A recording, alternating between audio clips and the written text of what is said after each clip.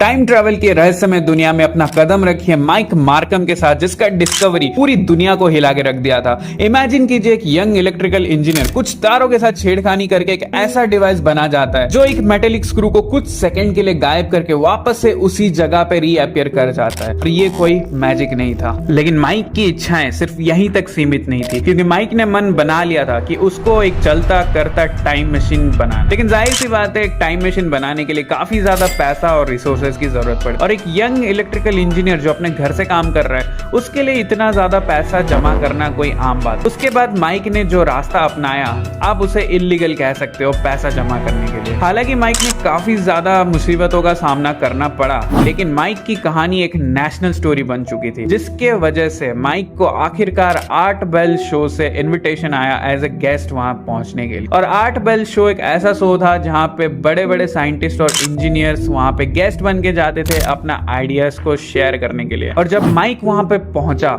तो माइक से काफी ज्यादा लोग इंटरव्यू लेने लगे और उनसे सवाल पूछने लगे उनके टाइम मशीन को लेके। और जब माइक अपना कहानी उन सबको बताने लगा तो काफी ज्यादा लोग उनसे इंस्पायर हुए और उनको फंडिंग करने का फैसला किया।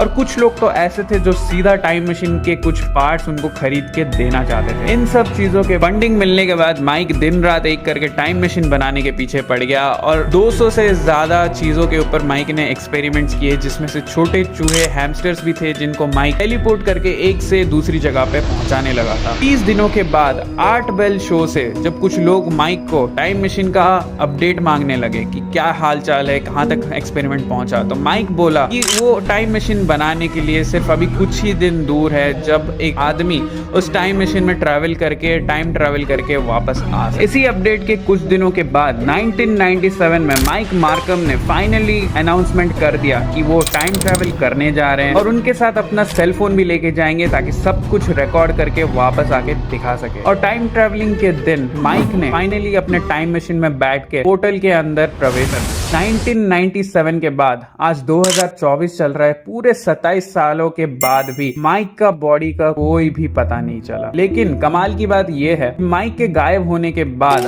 आर्ट बेल शो में कुछ दिनों के बाद काफी ज्यादा कॉल्स आने लगे 1930 के एक केस के सिलसिले को लेकर। 1930 में एक डेड बॉडी पाया गया था एक अजीब से मेटल ट्यूब के अंदर, और जिसके हाथ में एक मेटल बॉक्स भी था। वो मेटल बॉक्स कुछ और नहीं बल्कि 1997 का सेल फोन था, और वो मेटल ट्यूब कुछ और नहीं बल्कि एक टाइम मशीन। और ये सब का पता इसलिए चल पाया था क्योंकि वो जो डेड बॉडी पाया गया था मेटल ट्यूब के अंदर, उसका अपीयरेंस और माइक मार्कम का अपीयरेंस बिल्कुल सिमिलर था। यानी कि माइक मार्कम जो दावा करके गए थे कि वो फ्यूचर में टाइम ट्रैवल करने जा रहे हैं, किसी तरह से पता नहीं कैसे फ्यूचर की जगह पास में टाइम ट्रैवल कर गए 1930 में, और पता नहीं कैसे लेकिन माइक का वहीं पे मौत हो गया था। इन सब के बाद क्या आपको लगता है माइक मार्कम ने वाकई में टाइम ट्रैवल किया था, या फिर ये सब कुछ एक झूठ है? कमेंट करके बताओ।